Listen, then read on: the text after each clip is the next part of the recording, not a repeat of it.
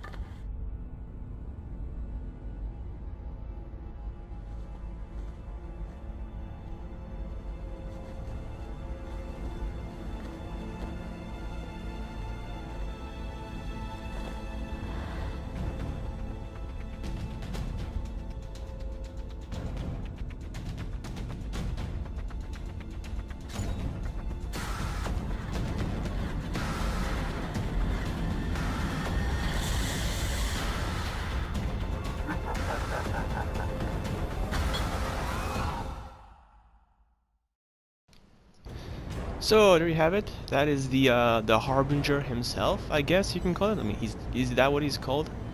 We have no idea what the is that what the hooded man is, or I don't know. Is that like a power that he has? I don't know. You can see the Etheria crystal inside the ship, which is a nice little touch. We have the engine that we're supposed to be protecting. We got cannons, which I have no idea what the purpose that they. Oh, I actually never had the idea of actually using. Can those actually be used against the Harbinger? That would actually be interesting. Yeah, okay. So right now I'm just scoping out the place, checking to see where enemies are going to be coming from. It's a good thing to do actually every map that's actually new if you haven't gone to it yet. Like scoping to see exactly what your playing field is going to be and how you can like make strategies to the strategies that you're going to use to defend it. So in this fight I was using my Absolute, which is kind of my favorite character to use. He's a very good crowd controller, and I also like his base theme in general. Now I have noticed that the fight essentially kind of acts as Betsy, which it's I guess the first major boss that you actually fight. He's actually like the level itself is based on the boss. In fighting the boss, you actually you deal like you're focused more on the boss rather than you're actually focused on the enemies. You also notice that he has a lot of health, like 10,000 on 100 and 10,100,000 105 health. That's a lot of health, and yet I have noticed that he was going down. His health was going down very quickly, even though I mean at the end of the wave I think there was like 3 of us because I mean I did left the game on public, so there were 3 of us, and yeah, I actually found the boss to be somewhat easy. He wasn't that big of a threat.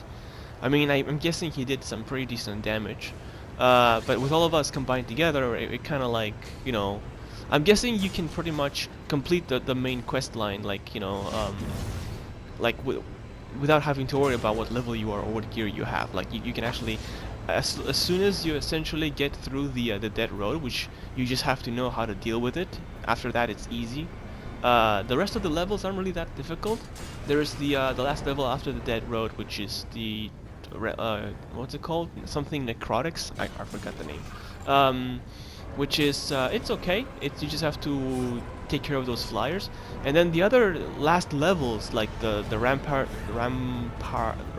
ramparts siege, and the other place like the second throne room that you do. They're actually not really that difficult. They're actually quite easy. I guess I mean I did do them with like my characters. I did make sure that my characters were like as high as possible, and all my characters were like level 50 before I did that. So I guess I was somewhat okay or prepared, because I did do some grinding before I went to this final boss. And yeah, I kind of went like back to back and just did all the last stages together. They seem to be fairly easy. Got some really good stuff out of that. And yeah, this were the people that joined me. There was another guy who actually had a Abyssal Lord an Abyssal Lord as well, who well, apparently he also had a skin. So yeah, lucky him. So as far as the campaign goes, I did notice something, and actually will like point this out, is that the campaign is essentially, well, it's actually not really that difficult. It's actually easy. It's the easy part of the game. Because once you've beaten the main campaign, that's when the Chaos Towers begin. And the Chaos Towers are essentially, how can I describe it? I guess if I were to describe it with to one of my favorite action RPG games, which is Diablo, Diablo 3,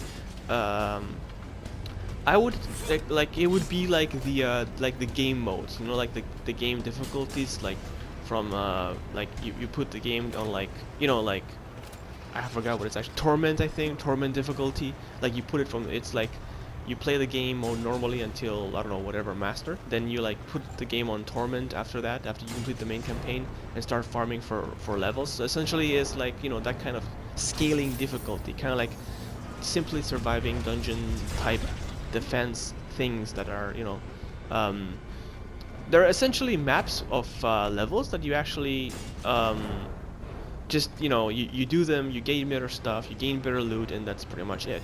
I have noticed that the Chaos Towers actually have give the most medals, the most base medals.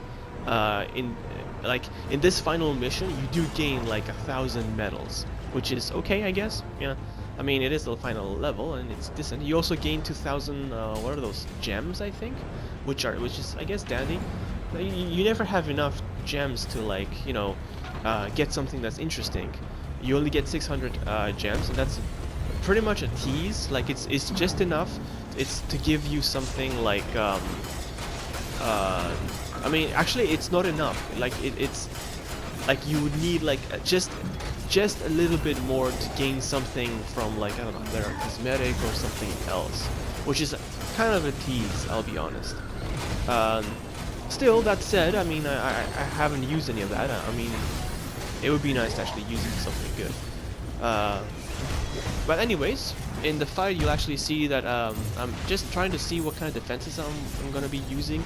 It looks like you actually can place in defenses while inside the actual things, like in the actual fight itself, where the boss is. So you just have to focus on actually attacking him like one-on-one. So he doesn't seem to be doing that much damage. Then again, I was using the healing deployable, the healing well, the Abyssal Lord's healing well, which heals you as you are, you know, on the go. So I did have that good advantage by using the Abyssal Lord. I'm kind of happy that I was able to grind enough medals and enough dailies to actually be able to unlock him. Like I said, I'm probably going to unlock the Dryad next, because I really want that. Aside from being a big fan of Terraria, I like her as a character as well.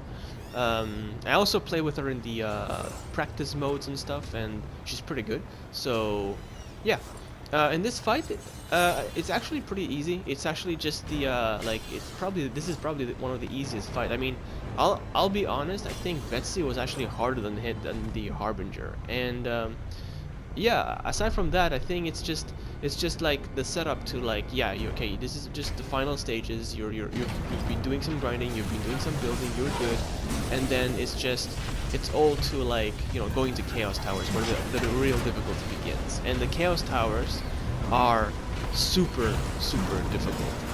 So yeah, that's actually something that you really have to be very careful of, because they are actually super hard. I guess what really makes them hard is the amount of enemies that you actually fight, and the amount of like the difficulty in general. But I'll get to that. I actually have a video that I did with the Chaos Towers. I'll be covering the Chaos Towers in detail in another episode or in another video. So here in this fight in general, it's essentially not really that difficult.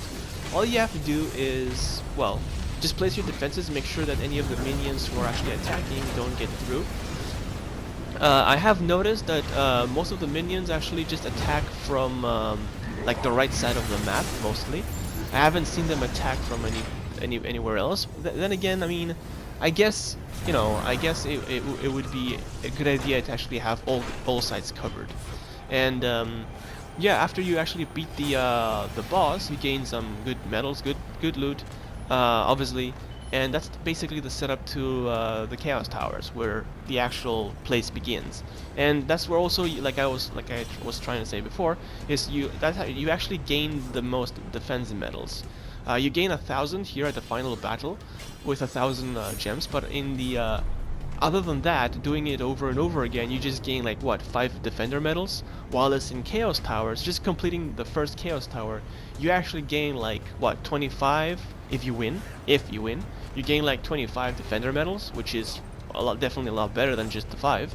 But yeah, as far as this particular battle goes, yeah, this is actually quite easy. I was kind of like all over the place trying to find out if, you know, if my defenses are just fine, trying to find ways to place defenses that might help out. But aside from a few like basic abilities and a few basic attacks, the Harbinger doesn't really do that much.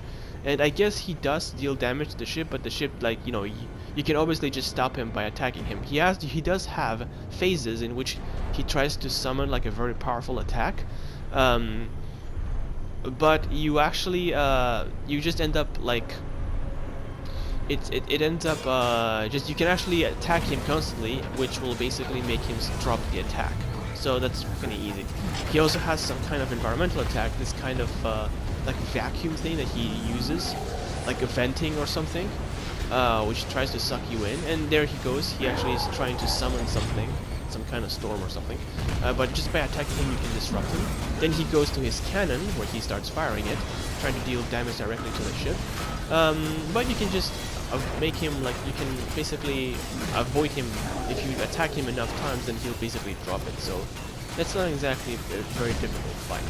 I mean, I was a little bit worried when I saw his health, because he had a lot of health, like 11,000 health, 11 million, 10 million health is definitely a big number. Probably one of the biggest numbers you ever had to like fight against. But other than that, I mean, even if you like, I haven't tried soloing him. At this point, it would be irrelevant. But yeah, I think that he's definitely. So what will happen is, as soon as you start fighting him, he actually like, he does everything normally, but then at some point, he, for whatever reason, he actually goes on the ship. So the final fight happens on the ship itself, and that's where you actually have to like attack him. So, and yeah, that's pretty much it. That's essentially the boss itself. And yeah, that's pretty much all there is to it. Aside from, I mean, okay, as far as appearances go, he looks okay. But I guess, I don't know, the fight seemed kind of simple, but then again, like I said, the campaign is just a setup. I mean, I keep forgetting that the campaign is, well, like the word implies, that campaign is supposed to be kind of like a story mode kind of thing. So it's not exactly like, you know, like the actual grinding part, the actual like difficulty part. So this is actually the easy part. This is just the place where you level up your characters up to level 50 and essentially like get some good gear, and where you start going into your essential levels, which are important. The more essential levels you acquire, the better you become. And yeah, that's basically the setup for the Chaos Towers. And like I said, you actually see that he actually fights here on your actual ship. So I'm guessing you have to attack him very quickly or something. I didn't know exactly what would have happened if like you were just attacking him. He does have attacks that actually swipe you and like push you back. So yeah, I made the mistake of being too close to the edge of the ship, and yeah, I paid of it. But it's okay, it's fine. You respawn, then you go at him again. I should have placed defenses that I could attack him directly. That would have been way better. And however, with all of us pummeling, with all of us right there, just pummeling him in the face, I think we pretty did a good job in defeating him. And we also had one of my teammates actually had the idea of putting a one of those guys there to defend it, which was a pretty good idea. Oh, cutscene.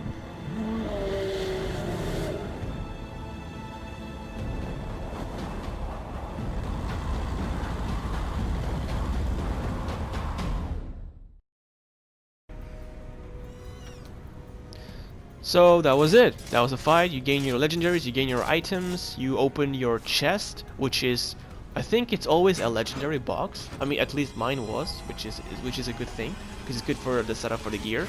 And yeah, that was pretty much it. That's pretty much the boss. Once you've done that, it's all to Chaos Towers. You essentially go there, start grinding on Chaos Towers, and that's where the real fun begins. Quote, fun. And yeah, that's pretty much it. This is pretty much the boss fight. So well, I hope you found this useful. Thanks for watching, stay cool, and I'll see you later. Bye!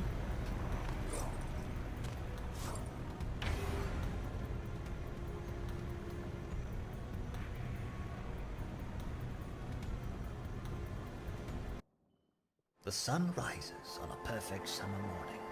How is there beauty on such a painful day?